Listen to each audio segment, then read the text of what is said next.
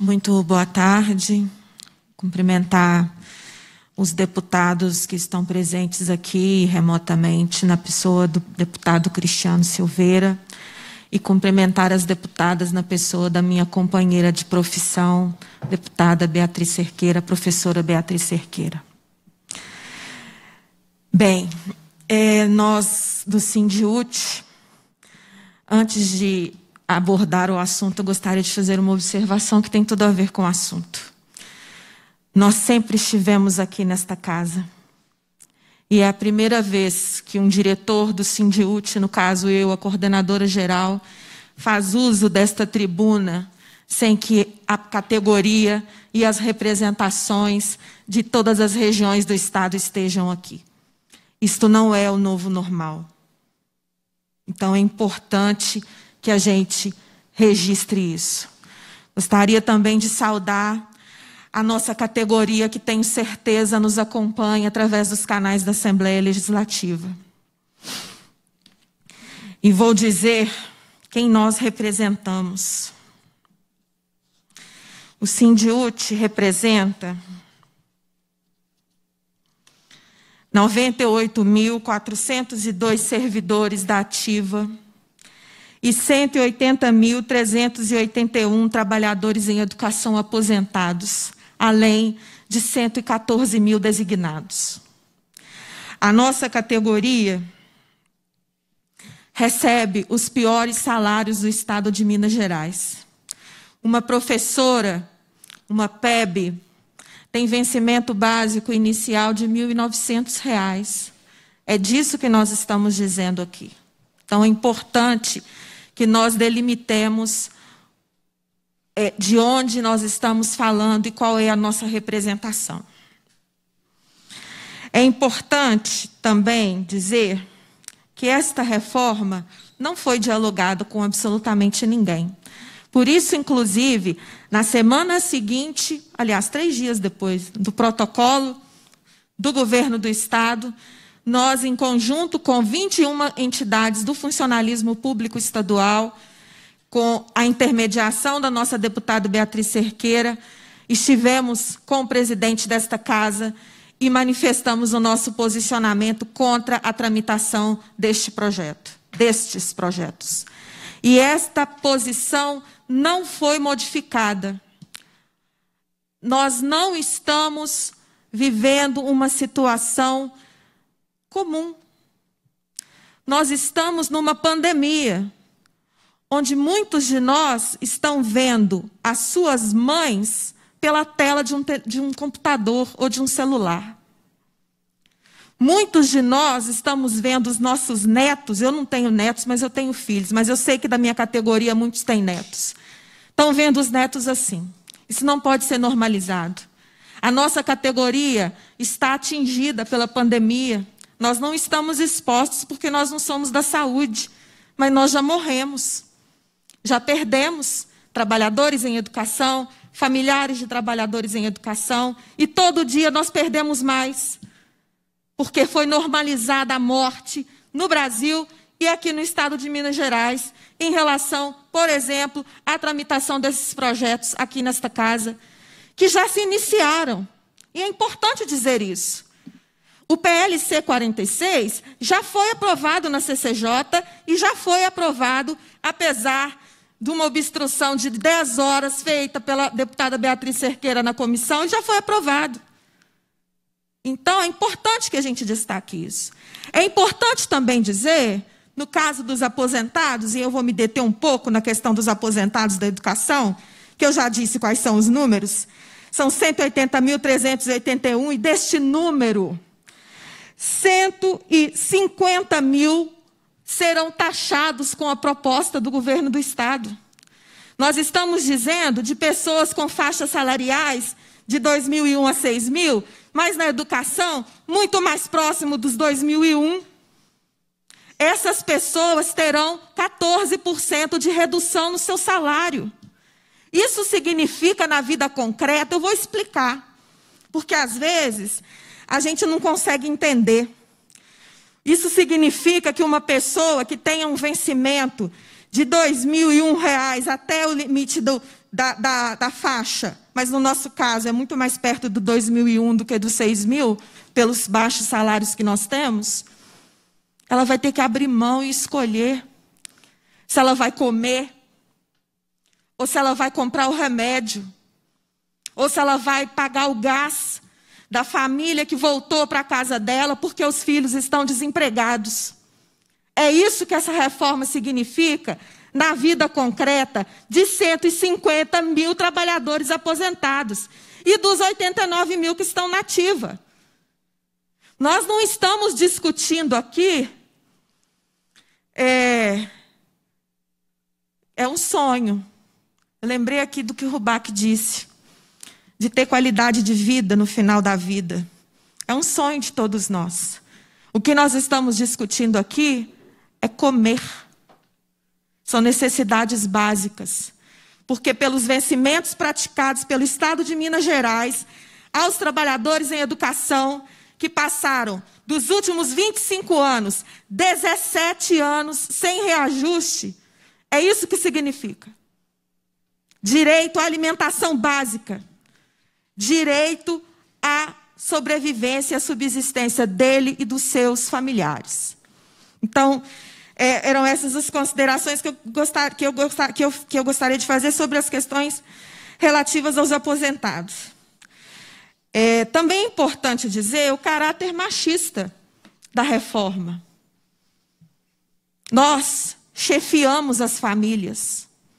As mulheres são a maioria do serviço público, são a maioria dos trabalhadores em educação, das trabalhadoras, são a maioria do serviço público estadual, e nós chefiamos as famílias, nós sustentamos os nossos filhos e os nossos netos. E o Estado de Minas Gerais quer transferir para nós uma conta que não é nossa. E aí eu sei que muitos já disseram aqui, mas é muito bom a gente ter um pouquinho mais de experiência, né? Em 2013 eu estava aqui. Eu fui testemunha ocular da história. Eu e muitos companheiros que estão aqui, e muitos deputados, que eram deputados em 2013, mas antes volto em 2002, na criação do FUNPENG, que era gerido pelo IPSENG e era saudável. E em 2013, eu assisti às reportagens, porque ainda bem que agora a internet é para sempre. No site da Assembleia Legislativa tem as reportagens de 2013. Nós lá, nas galerias, implorando para que o FUNPENG não fosse dissolvido. Eu me lembro, madrugada adentro, no dia da votação, nós e os companheiros do Sejusmig, os companheiros da saúde, virando à noite, implorando para que o FUNPENG não fosse extinto, porque ele era saudável e era gerido pelo nosso IPSENG. E o discurso lá naquela época eram dois fundos. Eu vou explicar eu sou professora primária, tá, gente? Assim, a minha aula é meio bagunçada, mas todo mundo aprende a ler, né, Bia? Eram dois fundos, o FUNPENG e o FUNFIP. A desculpa do Estado, na época, era fazer um fundo só para otimizar a gestão. A justificativa agora é criar novamente dois fundos para que a gestão seja otimizada. Tem alguma coisa errada.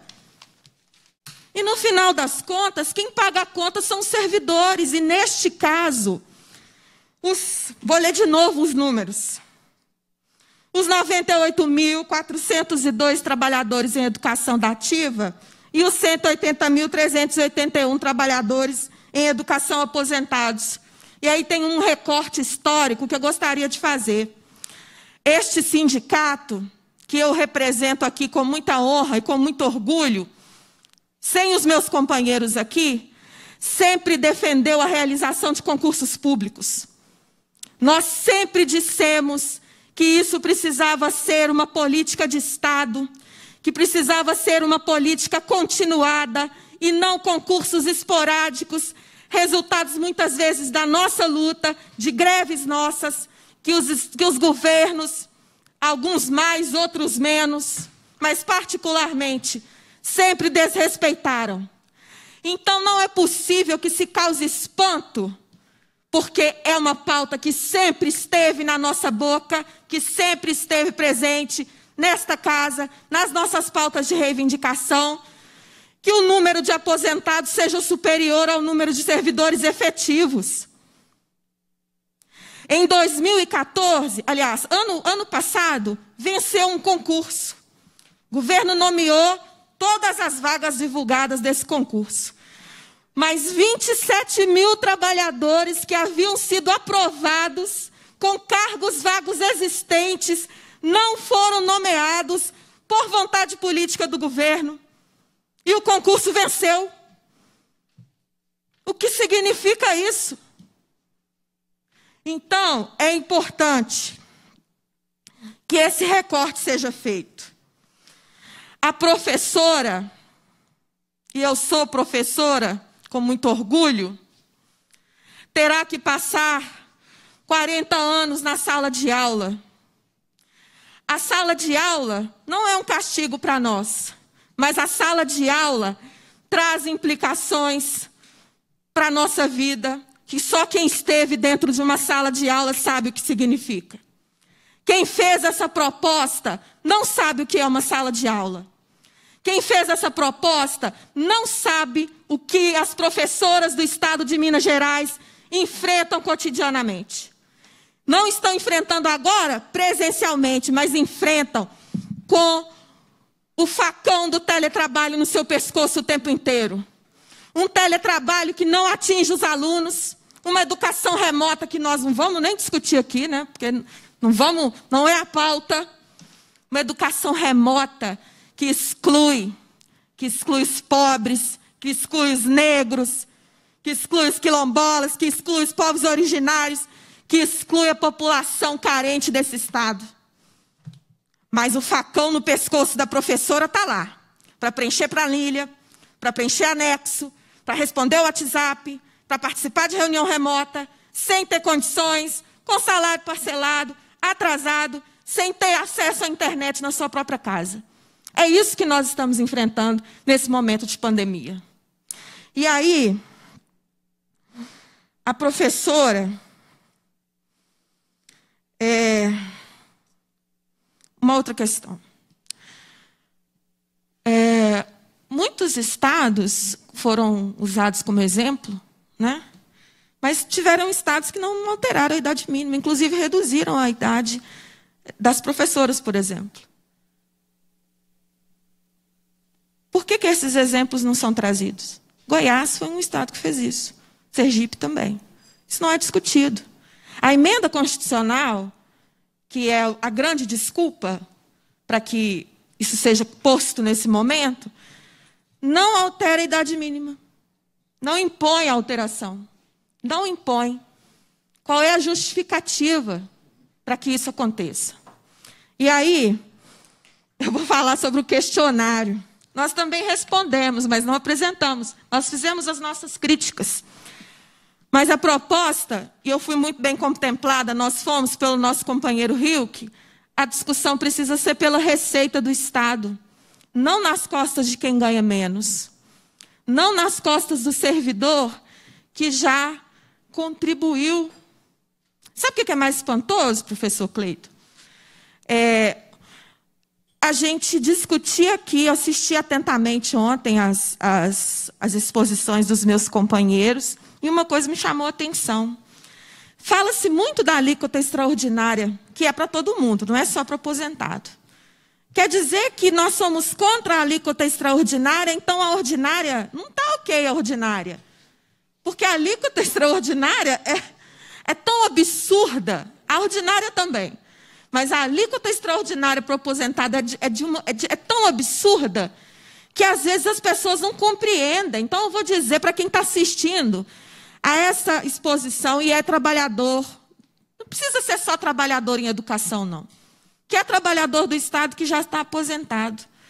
Você terá, e está abaixo que não contribui, dentro dos 150 mil da educação que eu disse aqui. Se essa reforma for aprovada, o efeito imediato para você é a redução, dentro da faixa de 2001, né? 14% no seu salário. isso. Nós vamos contribuir mais e não vamos nos aposentar. E se conseguirmos nos aposentar, os vencimentos de aposentadoria serão infinitamente inferiores ao que são praticados hoje para o trabalhador da ativa. Essa é a reforma. Simples assim. Contribuir mais, pagar a conta que não é nossa e passar fome no final. Porque para nós é isso, é passar fome. Tem uma outra observação, já caminhando para as considerações finais,